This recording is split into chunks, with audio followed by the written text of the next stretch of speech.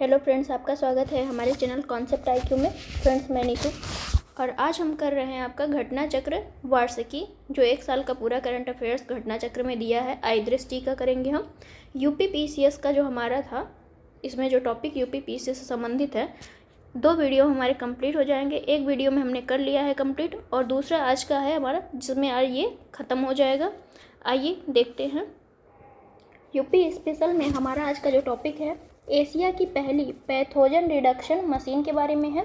देखते हैं। 27 अक्टूबर 2022 को योगी जी ने लखनऊ में स्थित किंग जॉर्ज चिकित्सा विश्वविद्यालय, कौन से है आपका विश्वविद्यालय, तो किंग जॉर्ज चिकित्सा विद्यालय में थोरेसिक सर्जरी विभाग व वैस्कुलर सर्जरी विभाग एवं ट्रांसफ्यूजन मेडिसिन विभाग में एशिया की पहली पैथोजन रिडक्शन मशीन का लोकार्पण किया गया। तो ये आपका इम्पॉर्टेंट है, याद रखिएगा कि पहली पैथोजन रिडक्शन मशीन कहाँ ओपन की गई है। तो ये आपका लखनऊ में, और लखनऊ में भी किस में, तो ये आपका किंग जॉर्ज चिकित्सा विश्वविद्यालय है, यहाँ पे ओपन की गई है।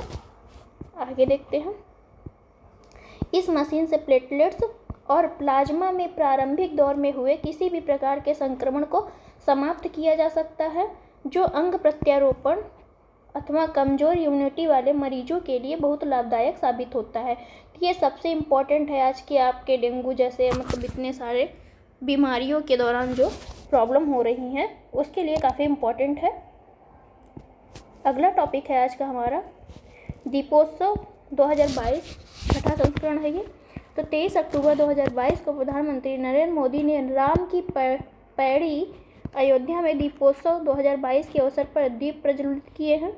इसके अतिरिक्त प्रधानमंत्री ने भगवान श्री राम के प्रतीक स्वरूप राज्याभिषेक भी किया। इस दीपोत्सव में 15.76 लाख दीप जलाए गए। तो कितने जलाए गए हैं आपके दीप? 15.76। ये विश्व रिकॉर्ड भी बना, इतने दीप जलाकर जो है विश्व रिकॉर्ड भी बनाया गया। यह record Guinness book of world record में दर्ज किया गया है। सितंबर 2022 में अयोध्या में लता मंगेशकर चौक का भी उद्घाटन किया गया है। तो इम्पॉर्टेंट है आपका कि लता मंगेशकर का चौक कहाँ खोला गया है, तो ये आपके अयोध्या में ओपन किया गया है।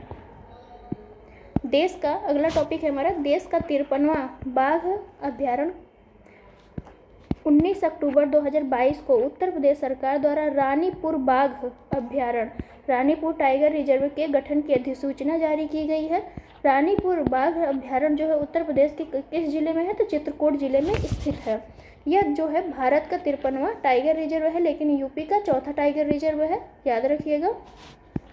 तो रानीपुर बाघ अभ्यारण्य उष्णकटिबंधीय शुष्क पर्णपाती वन क्षेत्र है, जिसमें बाघ, तेंदुए, स्लोथ, रीछ, चित्तीदार हिरण और सांभर चिंकारा जैसे जीवों का वास यहाँ पे मिलता है। तो इम्पॉर्टेंट है ये बाघों के लिए, याद रखिएगा।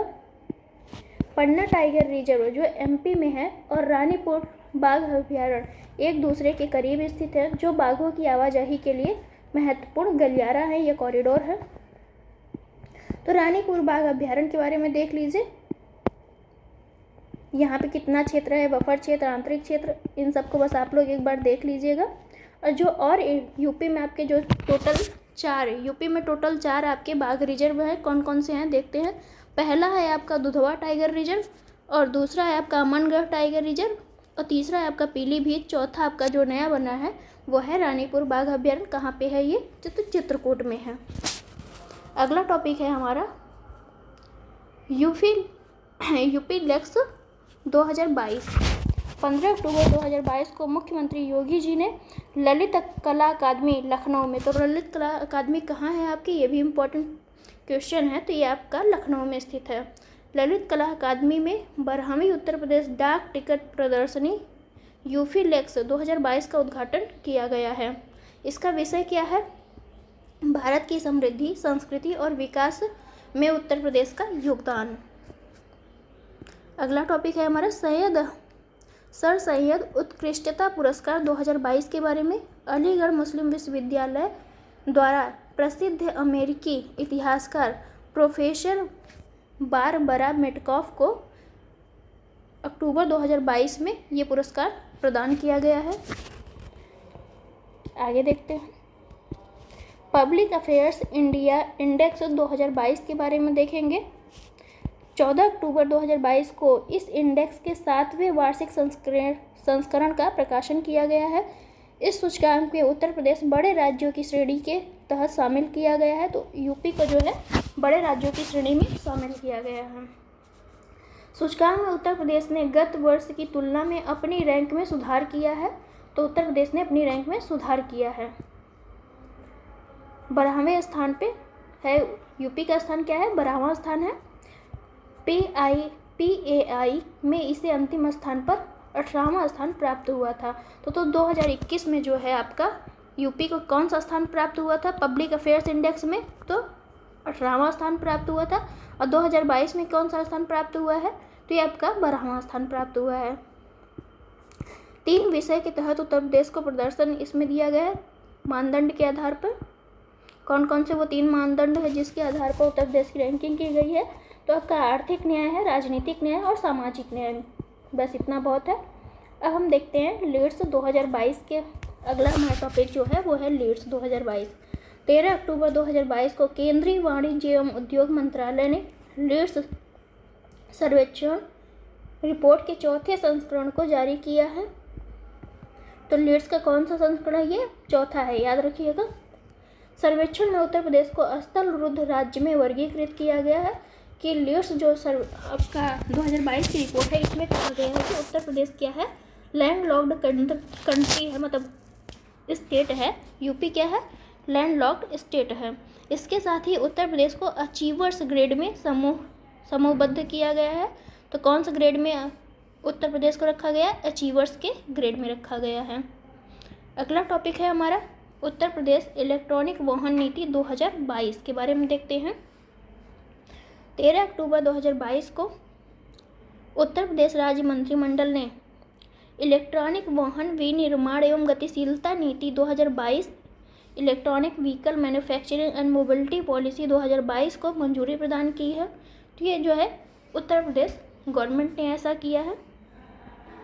इसका उद्देश्य क्या है? तो उत्तर प्रदेश के इलेक्ट्रॉनिक वाहनों को अपनाने में देश के अग्रणी राज्य के रूप में स्थापित करना है कि जो सबसे ज़्यादा इलेक्ट्रिक वाहन कौन अपनाए? तो यूपी अपनाए, मतलब उसको आगे लाना है, नंबर 1 पे लाना है। यह नीति अधिसूचना की तिथि से अगले 5 वर्षों के लिए प्रभावी रहेगी। यह नीति त्रिआयामी प्रोत्साहन व्यवस्था प्रदान करती है जिसमें निर्माता, उपभोक्ता एवं बैटरी से संबंधित सुविधाएं प्रदान करने वाले सेवा प्रदाता शामिल हैं। तो ये आपका निर्माता जो निर्माण कर रहा है, उपभोक्ता जो इसका उपभोग कर रहा है, और बैटरी से संबंधित जो भी सुविधाएं होंगे वो कौन प्रदान करता है? तो सेवा प्रदाता कंपनी प्रदान करती है आपका। अधिसूचना की तिथि से पहले 3 वर्षों के दौरान उत्तर प्रदेश में खरीदे गए एवं पंजीकृत सभी श्रेणियों के इलेक्ट्रॉनिक वाहनों पर 100% रोड टैक्स एवं पंजीकरण शुल्क से छूट प्रदान होगी। उत्तर प्रदेश में निर्मित किसी भी इलेक्ट्रॉनिक वाहन की खरीद एवं पंजीकरण पर रोड टैक्स एवं पंजीकरण शुल्क में 100% की छूट एवं 4थे एवं 5वें वर्ष भी जारी रहेगी। नीति जो है, यह नीति पहले 2 लाख पहिया वाहन, पहले फिर 50,000 तिपहिया वाहन और पहले जो है 25,000 चौपहिया इलेक्ट्रॉनिक वाहनों को की खरीद पर सब्सिडी का प्रावधान करता है। तो ये आपका बहुत इम्पोर्टेंट नहीं है। यहाँ पे देखते हैं, प्रति पहिया इलेक्ट्रॉनिक वाहन की खरीद पर अधिकतम 12,000 रुपये तक की छूट दी जाएगी। प्रति चौपहिया वाहन पर जो है 4 पहिए वालों को जो है अगर वाहन खरीदते हैं तो उनको 1 लाख रुपए की छूट दी जाएगी। यह नीति राज्य में पहली 400 निजी इलेक्ट्रॉनिक बसों की खरीद पर भी सब्सिडी प्रदान करेगी। यह सब्सिडी प्रति निजी इलेक्ट्रॉनिक बस की खरीद पर अधिकतम 20 लाख रुपए की सीमा तक प्रदान की जाएगी। इस नीति के तहत सरकारी कर्मचारियों को अग्रिम पेशकश द्वारा इलेक्ट्रॉनिक वाहन खरीद के लिए प्रोत्साहित किया जाएगा। जो सरकारी कर्मचारी हैं वो इलेक्ट्रिक वाहन को खरीदें।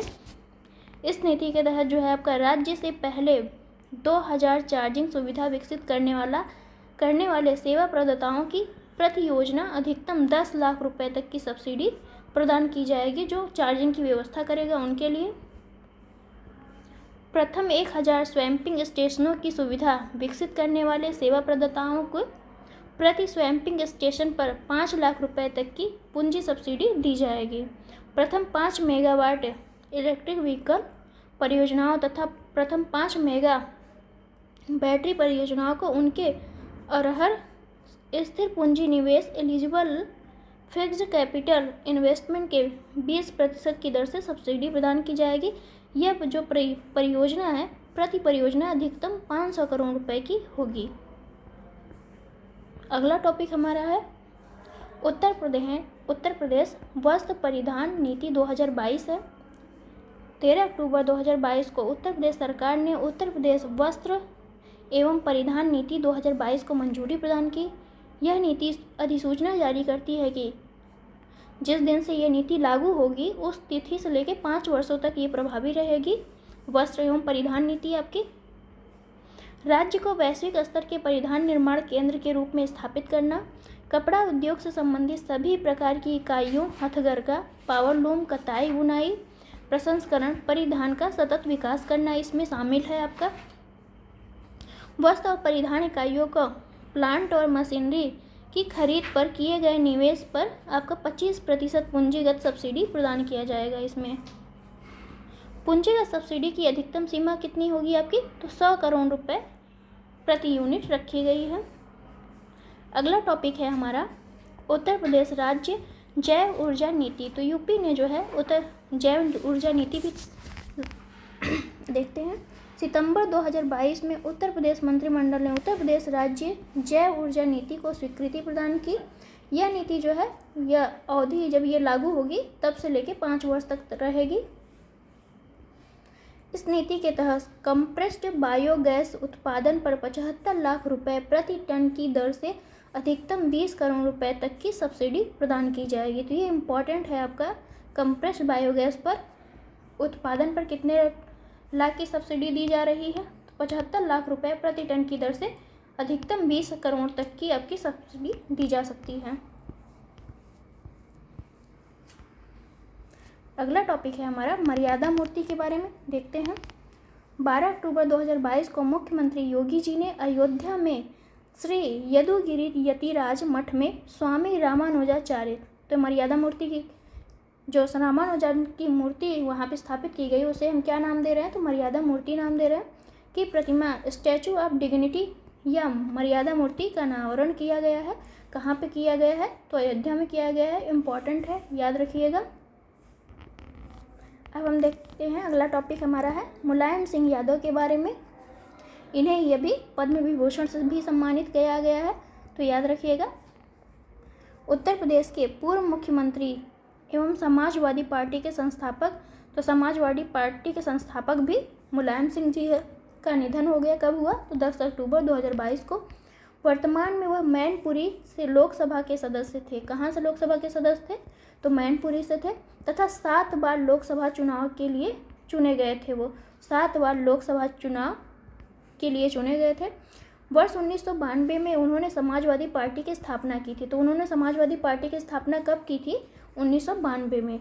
वह 3 बार उत्तर प्रदेश के मुख्यमंत्री रहे हैं। कब से कब तक रहे हैं ये आप देख लीजिए। और 1996 से लेकर 98 के मध्य वह तत्कालीन प्रधानमंत्री, तो 1996 से 98 के बीच वो प्रधानमंत्री एच.डी. देवेगौड़ा और आई.के. गुजराल के कैबिनेट मंत्री में रक्षा मंत्री का काम कौन कर रहे थे, तो ये आपके मुलायम सिंह रक्षा मंत्री थे। 1996 से लेकर 1998 के मध्य में थे, याद रखिएगा। वर्ष 2012 में इंटरनेशनल ज्यूरिट्स अवार्ड से सम्मानित किया गया था उन्हें, मुलायम जी को। अगला हमारा टॉपिक है 36वें राष्ट्रीय खेल 2022।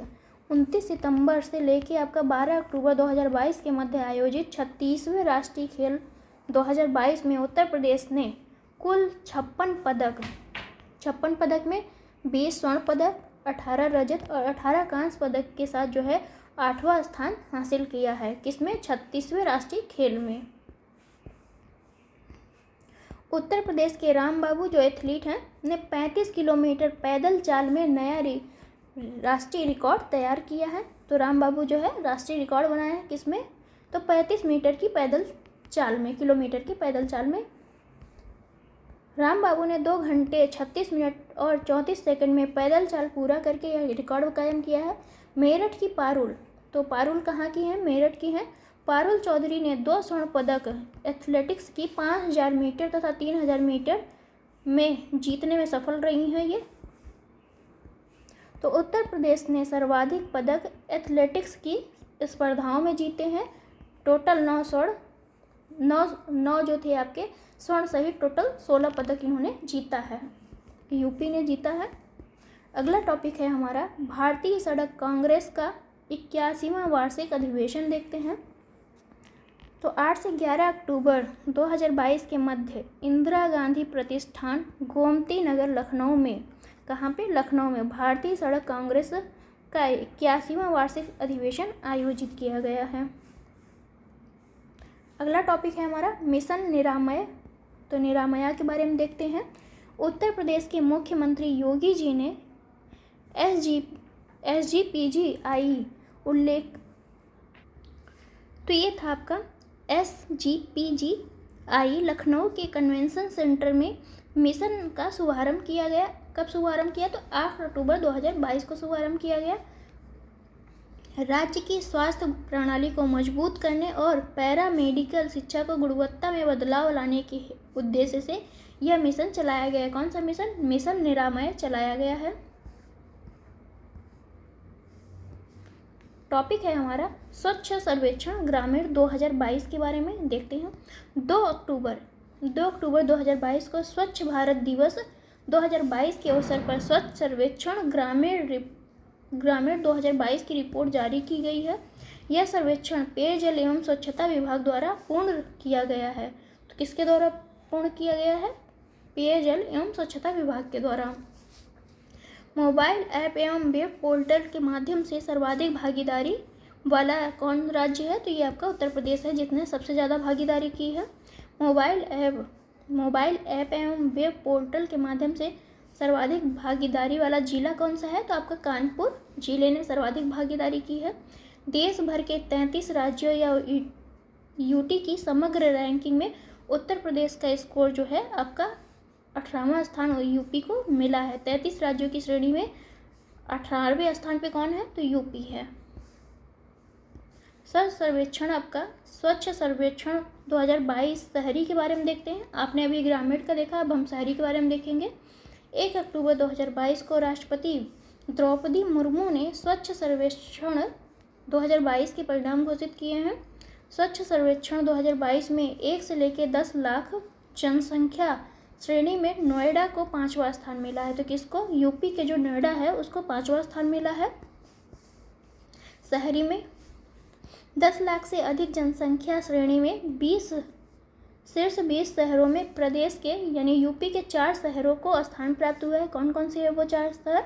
तो गाजियाबाद है आपका 12वें स्थान पर, मेरठ है आपका 15वें स्थान पर, प्रयागराज है आपका 16वें स्थान पर और लखनऊ है 17वें स्थान पर। तो याद रखिएगा कि जनसंख्या जो स्वच्छ सर्वेक्षण रिपोर्ट 2022 शहरी जारी की गई है उसमें आपके 10 लाख से अधिक जनसंख्या पे 4 जिलों को मिला है। गाजियाबाद, मेरठ, प्रयागराज और लखनऊ को इसमें शीर्ष राज्य को मिला है। इस श्रेणी में वाराणसी का स्थान 21 है, आगरा का 23 है और कानपुर का 29 है। गंगा नगरों की 1 लाख से कम जनसंख्या की श्रेणी में प्रदेश के कुल 13 नगर शामिल हैं, जिसमें बिजनौर और कन्नौज को क्रमशः पहला और दूसरा स्थान मिला है। जो 1 लाख से कम जनसंख्या वाले हैं उनमें कौन से हैं आपके? तो बिजनौर फर्स्ट है और आपका कन्नौज सेकंड है। जबकि गंगा नगरों की 1 लाख से अधिक जनसंख्या की श्रेणी में यूपी के टोटल 7 नगर शामिल हैं, जिसमें आपका वाराणसी, प्रयागराज पहले और दूसरे, द्वितीय पे आपका वाराणसी है और बनारस है, चौथे पे आपका प्रयागराज शामिल है। तो याद रखिएगा। शीर्ष 20 स्वच्छ छावनी प्रदेश में तो 3 छावनी है, जिसमें आपका वाराणसी छावनी, शाहजहांपुर छावनी, मथुरा छावनी। तो ये इम्पोर्टेंट नहीं है, जो इम्पोर्टेंट होगा आपको पढ़ा दिया जाएगा। प्रेरक दौड़ सम्मान के तहत गोल्ड अनुपम श्रेणी में उत्तर प्रदेश के गौतम बुद्ध नगर को शामिल किया गया है। इसके अतिरिक्त सिल्वर या उज्जवल श्रेणी में प्रदेश के 2 शहर हैं, जिसमें आपका मथुरा और अमरोहा है।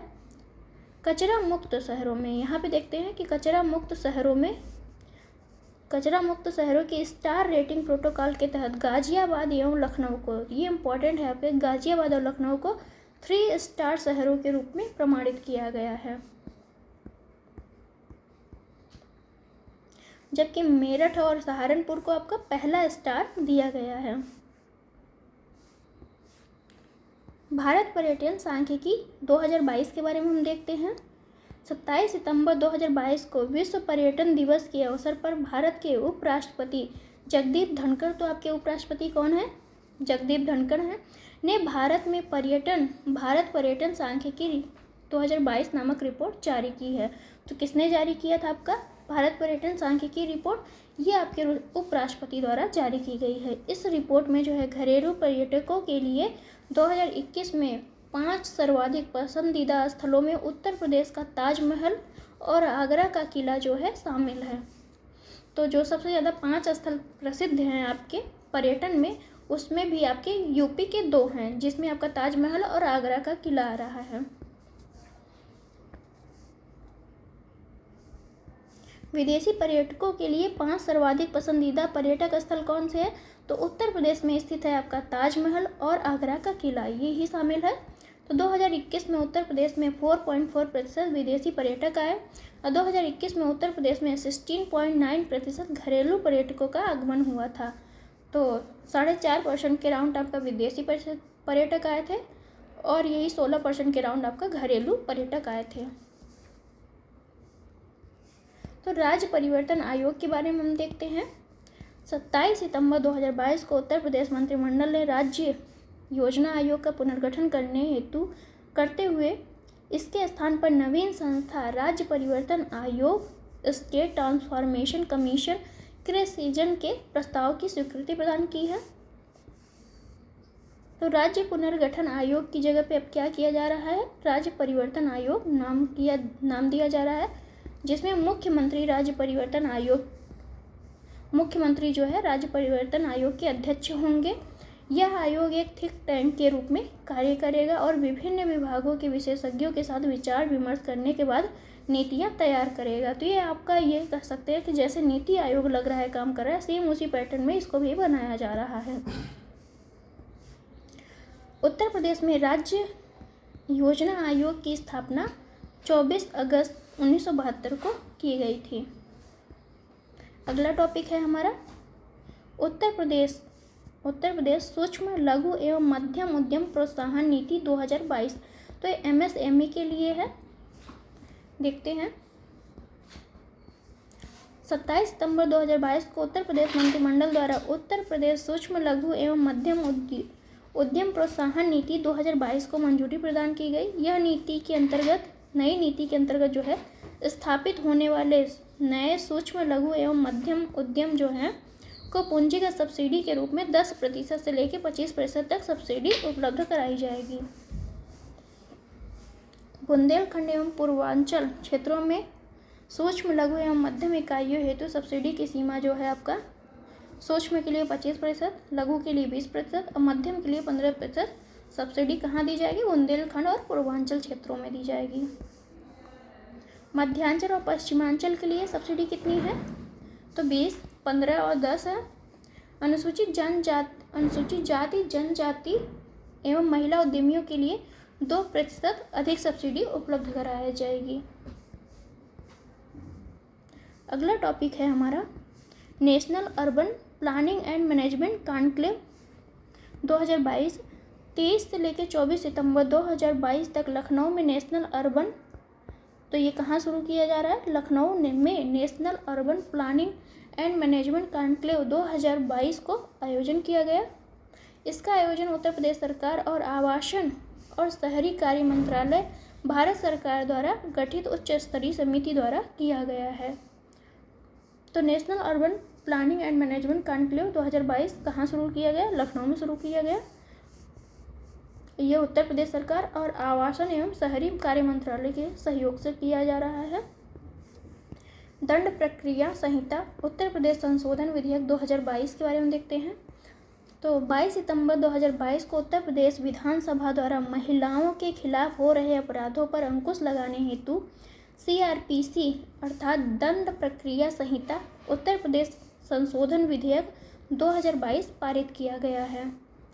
तो महिलाओं के खिलाफ जो हिंसा हो रही है उसके लिए आपका एक संहिता 2022 पारित किया गया है।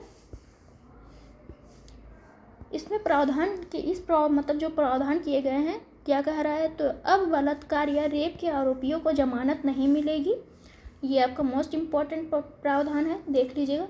इसके तहत न केवल बलात्कार अभी तो यौन अपराध, बदसलूकी और यौन अपशब्द के मामले में भी अग्रिम जमानत जो है आपको नहीं मिलेगी। ये इम्पॉर्टेंट है। तो अगला टॉपिक है हमारा नमूना पंजीकरण प्रणाली सांख्यिकी रिपोर्ट 2020 के बारे में। 22 सितंबर 2022 को रजिस्ट्रार जनरल ऑफ इंडिया द्वारा नमूना पंजीकरण प्रणाली सांख्यिकी रिपोर्ट 2022 जारी की गई है। उत्तर प्रदेश में अशोधित जन्म दर, जिसे हम क्रूड बर्थ रेट कहते हैं, कुल 25.1 दर्ज की गई है, जिनमें ग्रामीण आपकी कितनी है 26.1 और शहरी कितनी है 22.1% है। इसके अतिरिक्त राज्य में राष्ट्रीय स्तर पर अशोधित मृत्यु दर क्रूड बर्थ रेट आपका कितना है कुल, तो 6.5% है, जिसमें 6.8 ग्रामीण में और शहरी में आपका 5.4 दर्ज की गई है। राज्य में 5वें वर्ष कम उम्र के शिशुओं की मृत्यु दर कुल जो है 43 अंक दर्ज की गई है, जिसमें पुरुष 43 और महिला 44 है। इसके साथ ही राज्य में जन्म के समय लिंगानुपात 905 अंक दर्ज किया गया है। अगला टॉपिक है राष्ट्रीय पोषण माह 2022 के बारे में। 16 सितंबर 2022 को योगी जी ने राष्ट्रीय पोषण माह 2022 का कार्यक्रम प्रारंभ किया है। इस अवसर पर जो है मुख्यमंत्री ने 501 आंगनवाड़ी केंद्रों का लोकार्पण किया तथा 199 आंगनवाड़ी केंद्रों का शिलान्यास किया है। उन्होंने आंगनवाड़ी केंद्रों के सहयोगात्मक पर्यवेक्षण हेतु सहयोग मोबाइल ऐप तथा 3 से 6 वर्ष के बच्चों के लिए ECCE आधारित बाल निपटारा मोबाइल ऐप लॉन्च किया है।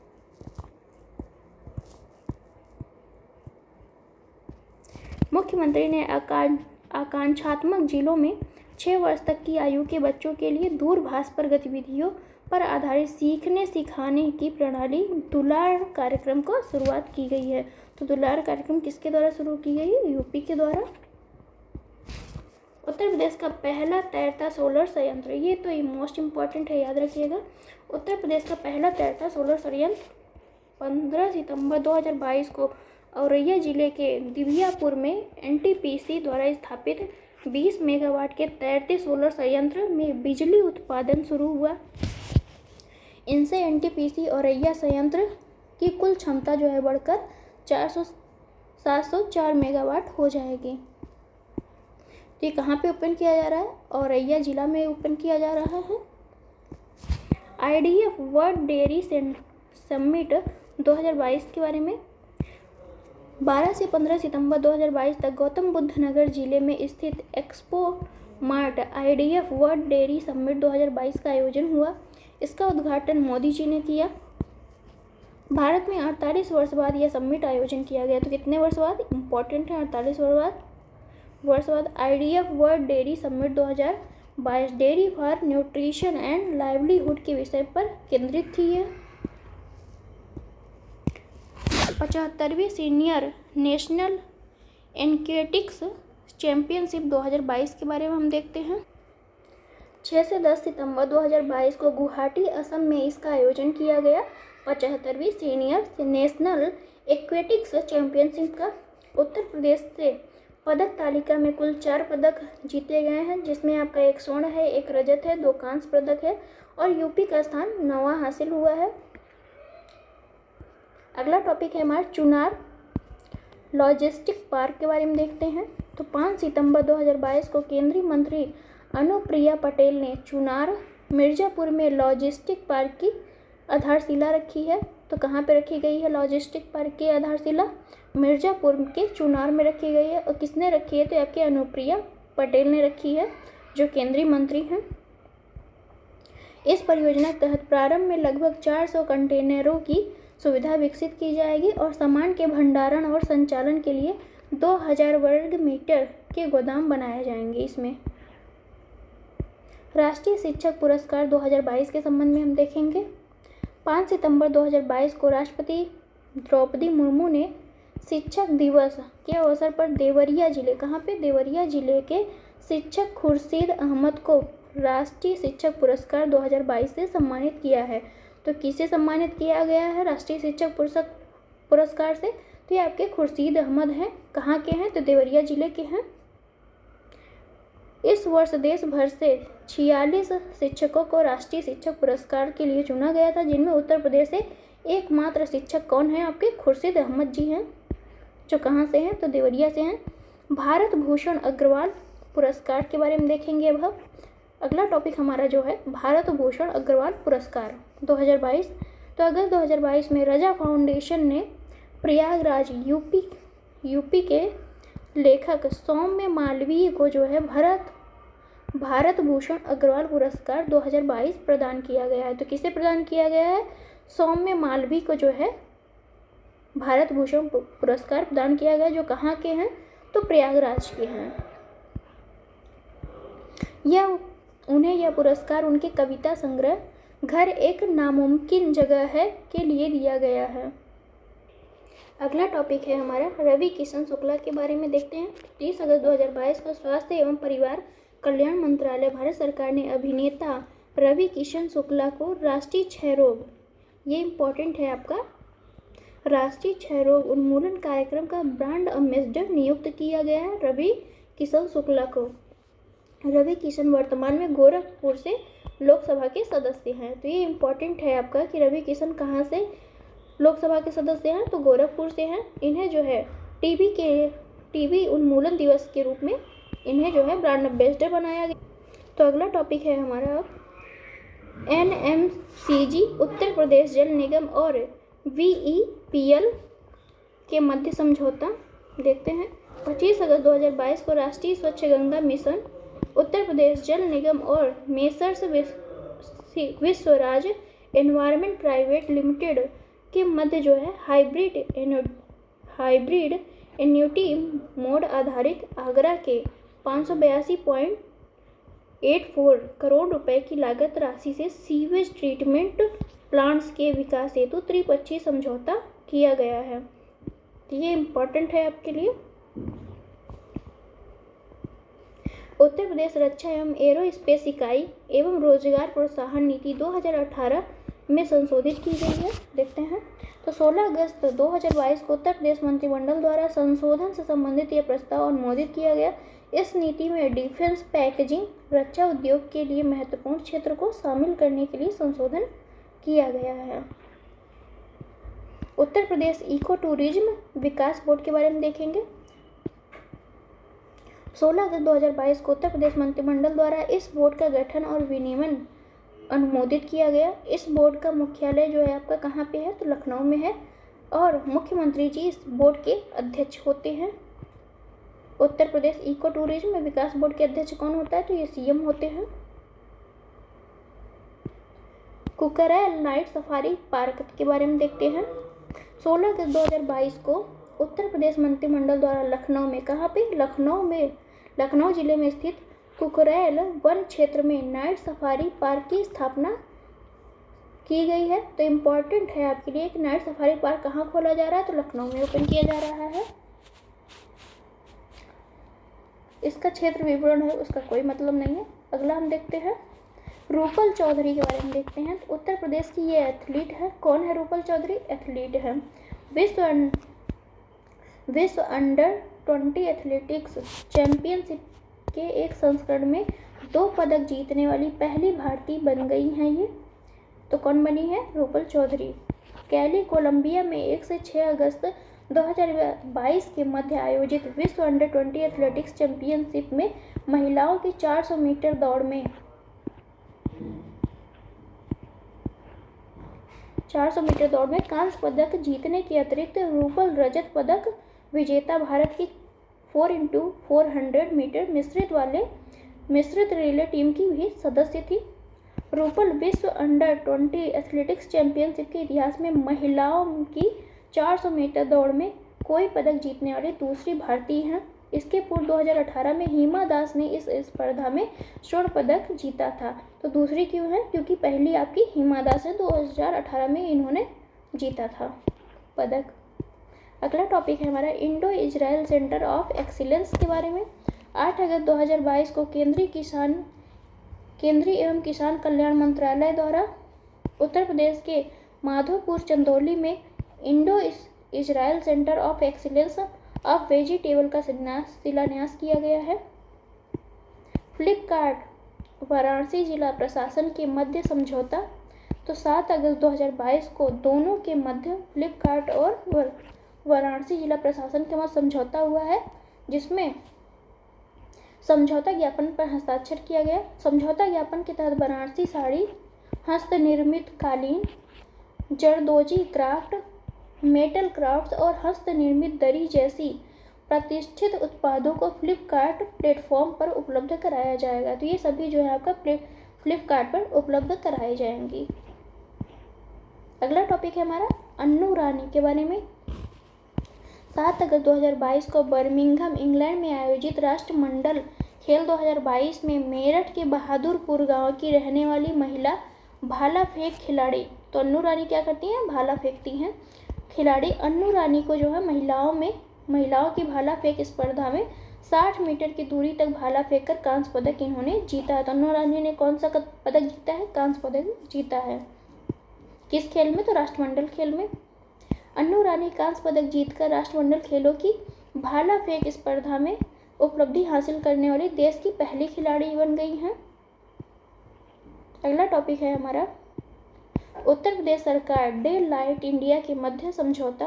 5 अगस्त 2022 को दोनों के मध्य समझौता ज्ञापन पर हस्ताक्षरित किए गए हैं। इसके तहत जो है उत्तर प्रदेश राज्य की अर्थव्यवस्था 1 ट्रिलियन अमेरिकी डॉलर तक लाने के लक्ष्य को प्राप्त करने हेतु डे लाइट इंडिया को सलाहकार के रूप में नियुक्त किया गया है। तो उत्तर प्रदेश को जो है 1 ट्रिलियन अमेरिकी डॉलर तक ले जाने के लिए किससे समझौता किया गया? डे लाइट इंडिया से समझौता किया गया है। गगन कुमार पासवान के बारे में हम देखेंगे। गौतम बुद्ध नगर में तैनात पुलिस कांस्टेबल हैं गगन कुमार। नीदरलैंड्स के रॉटरडम में आयोजित विश्व पुलिस और फायर गेम्स 2020 में कांस्य पदक इन्होंने जीता है। गगन ने यह पदक बैडमिंटन की पुरुष युगल 30+ स्पर्धा में भारतीय मूल के सुनील दहिया के साथ जीता, जो न्यूजीलैंड पुलिस में कार्यरत है। अगला टॉपिक है हमारा भारत नवाचार सूचकांक 2021 के बारे में। तो 21 जुलाई 2022 को इस सूचकांक के तीसरा संस्करण को नीति आयोग द्वारा जारी किया। तो भारत नवाचार सूचकांक कौन जारी करता है? तो इम्पोर्टेंट है आपका, नीति आयोग जारी करती है। इस सूचकांक में जो है उत्तर प्रदेश को बड़े राज्यों की श्रेणी में रखा गया है। तो उत्तर प्रदेश को बड़े राज्यों की श्रेणी में रखा गया है। तो उत्तर प्रदेश की स्थिति क्या है? इनेबलर्स के संदर्भ में इसको 11 रैंक प्राप्त है। प्रदर्शन संदर्भ में इसके 5 रैंक, समग्र रूप से इसे 7 रैंक यूपी को प्राप्त है। बुंदेलखंड एक्सप्रेसवे के बारे में हम देखेंगे। बुंदेलखंड एक्सप्रेसवे 16 जुलाई 2022 को, कब? 16 जुलाई 2022 को मोदी जी ने उत्तर प्रदेश के जालौन, कहाँ से? जालौन जिले की उरई तहसील के कैथरी गांव से जो है बुंदेलखंड एक्सप्रेसवे का उद्घाटन किया है। प्रधानमंत्री 29 फरवरी 2020 को इस एक्सप्रेसवे का शिलान्यास किया था। तो शिलान्यास कब किया गया था? तो ये आपका 29 फरवरी 2020 है। एक्सप्रेसवे के निर्माण से बुंदेलखंड क्षेत्र आगरा लखनऊ एक्सप्रेसवे या यमुना एक्सप्रेसवे के माध्यम से राष्ट्रीय राजधानी क्षेत्र दिल्ली से ये जुड़ जाएगा। एक्सप्रेसवे का निर्माण जो है उत्तर प्रदेश एक्सप्रेसवेज औद्योगिक विकास प्राधिकरण यूपीडा द्वारा किया जा रहा है। तो एक्सप्रेसवे का निर्माण किसके द्वारा किया जा रहा है? यूपीडा द्वारा किया जा रहा है। इसकी कुल अनुमानित लंबाई कितनी है? तो 296.07 किलोमीटर है। इस 4 लेन वाले, तो कितने लेन का है ये? 4 लेन का है। एक्सप्रेसवे का निर्माण जो है 14,850 करोड़ रुपए की लागत से किया गया। भविष्य में इसे 6 लेन बनाने मतलब इसका विस्तार भी 6 लेन तक किया जा सकता है। इसका प्रारंभ जो है स्थान जनपद क्या है, चित्रकूट में। राष्ट्रीय राजमार्ग 35 पर भरतकूप के निकट एवं समाप्ति स्थान क्या है, जनपद इटावा के ग्राम कुदरैल के निकट है। तो ये कौन कौन से जिले से होकर गुजरेगी, तो ये आपका जो है टोटल 7 जिलों से यह एक्सप्रेस वे गुजरेगी, जिसमें कौन कौन से हैं, तो चित्रकूट है आपका, बांदा है, महोबा है, हमीरपुर, जालौन, औरैया और इटावा से होकर यह गुजरता है। एक्सप्रेस वे के संरेखण पर पड़ने वाली प्रमुख नदियाँ कौन कौन सी है, तो बागेन, केन, श्यामा, चंदावल, बिरमा, यमुना, बेतला और सेंगर शामिल हैं। अगला टॉपिक है हमारा NIRF इंडिया रैंकिंग्स के 2020 के बारे में। तो 15 जुलाई 2022 को केंद्रीय शिक्षा मंत्रालय द्वारा इस रैंकिंग को जारी किया गया। तो किसके द्वारा यह रैंकिंग जारी की गई, शिक्षा मंत्रालय द्वारा जारी की गई है। तो देखते हैं उच्च शिक्षा संस्थानों की समग्र सूची में उत्तर प्रदेश के संस्थान कौन से। तो 5 रैंक आपको प्राप्त हुई है IIT कानपुर को, फिर 11वीं रैंक आपको BHU को प्राप्त हुई है, और 19वीं रैंक आपकी अलीगढ़ मुस्लिम विश्वविद्यालय को, 29वीं रैंक आपके IIT BHU को मिली है। इस तरह से आप देख सकते हैं। अब हम देखते हैं अगला उत्तर प्रदेश आम महोत्सव 2022 के बारे में।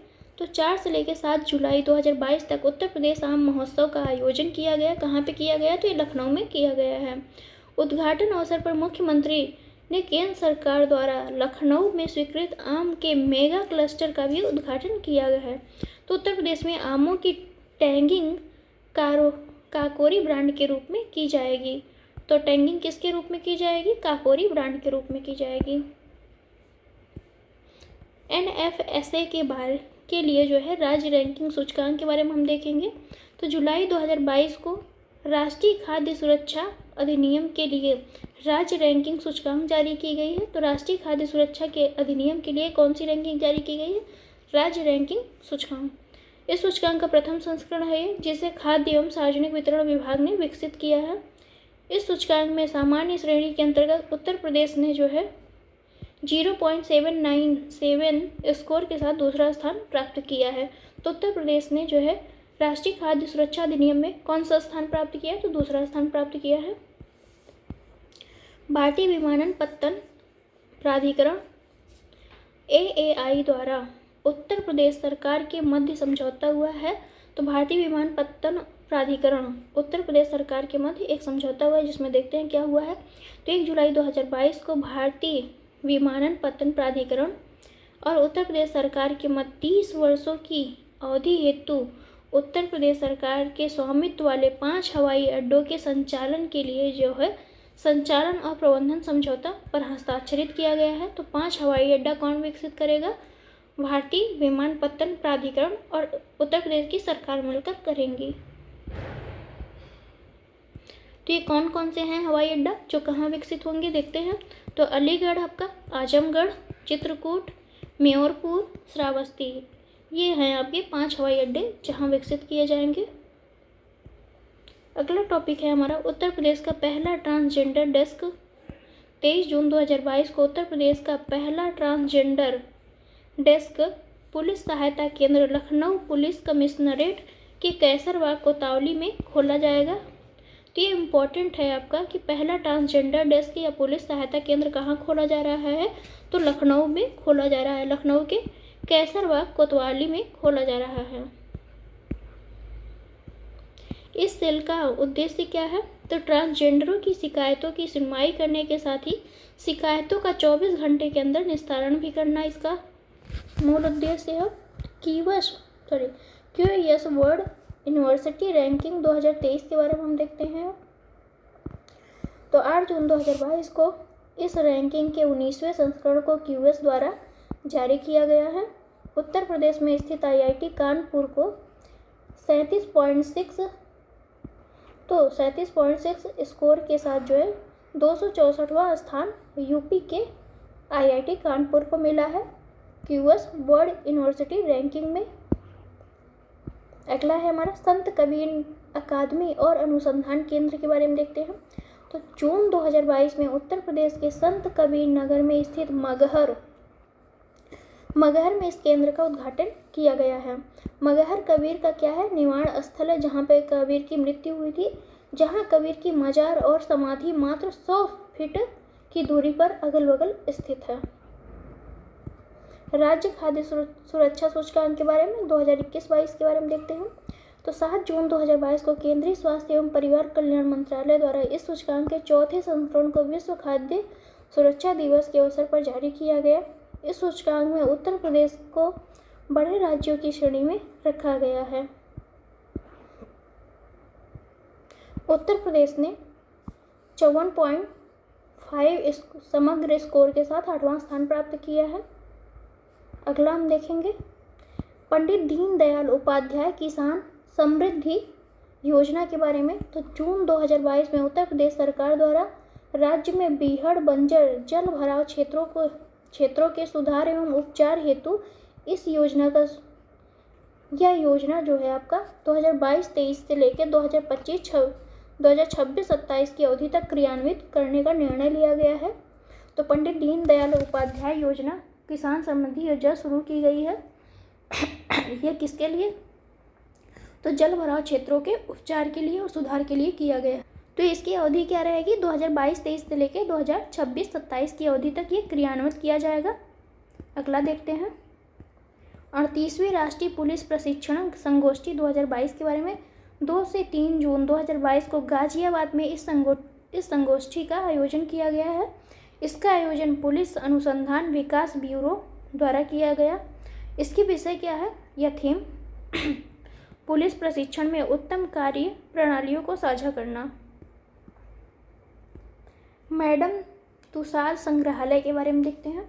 जून 2022 में उत्तर प्रदेश के नोएडा में इस संग्रहालय की शुरुआत की गई। तो मैडम तुषार संग्रहालय कहाँ स्टार्ट किया गया है, तो आपका नोएडा में ओपन किया गया है। यह संग्रहालय DLF मॉल में स्थित है। वर्ष 2017 में भारत में पहली बार इस संग्रहालय को कनॉट प्लेस दिल्ली में खोला गया था। पटवाई में देश का पहला अमृत सरोवर ओपन किया गया। तो देखते हैं 13 मई 2022 को ग्राम पंचायत पटवाई में देश के पहले अमृत सरोवर का उद्घाटन किया गया। पटवाई उत्तर प्रदेश के रामपुर जिले में स्थित है। तो पहला अमृत सरोवर आपका कहाँ ओपन किया गया है, तो रामपुर जिले के पटवाई में किया गया है। स्किल इंडिया अंतर्राष्ट्रीय केंद्र के बारे में देखते हैं।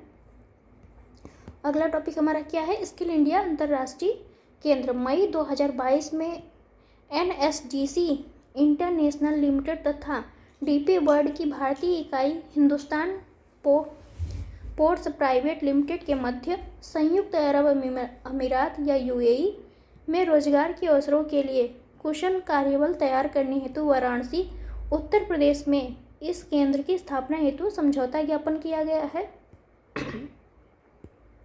भारत के पहले स्किल इंडिया अंतर्राष्ट्रीय केंद्र की स्थापना भुवनेश्वर उड़ीसा में की गई थी। अब देखते हैं रेस समाधि के बारे में। क्या है ये रेस समाधि, मई 2022 में रेस समाधि के अनुवादित उपन्यास टॉम्ब ऑफ सैंड को इंटरनेशनल बुकर पुरस्कार, इम्पॉर्टेंट है आपका कि इंटरनेशनल बुकर पुरस्कार किसे प्रदान किया गया, तो रेस समाधि या टॉम्ब ऑफ सैंड को प्रदान किया गया। Tomb of Sand Geetanjali Shree Mainpuri Uttar Pradesh, तो गीतांजलि कहाँ की हैं, उत्तर प्रदेश के मैनपुरी की हैं, द्वारा लिखित उपन्यास जो है आपका रेत समाधि है। इसी का अंग्रेजी अनुवाद है, इसी को मिला है। रेत समाधि का अंग्रेजी अनुवाद क्या है, डेजी रॉकवेल द्वारा किया गया है। तो अंग्रेजी अनुवाद किसने किया है, तो ये आपके डेजी रॉकवेल ने किया है टॉम्ब ऑफ सैंड। ये हमारा हो गया फ्रेंड्स, आपका घटना चक्र का यूपी स्पेशल कंप्लीट हो गया है। नेक्स्ट हम दूसरे क्लास में पढ़ेंगे जो होगी आपका चर्चित व्यक्ति एवं राष्ट्रीय व्यक्ति के बारे में। तो thank you for watching. Video कैसी लगी, चैनल को लाइक एंड सब्सक्राइब शेयर जरूर करिए।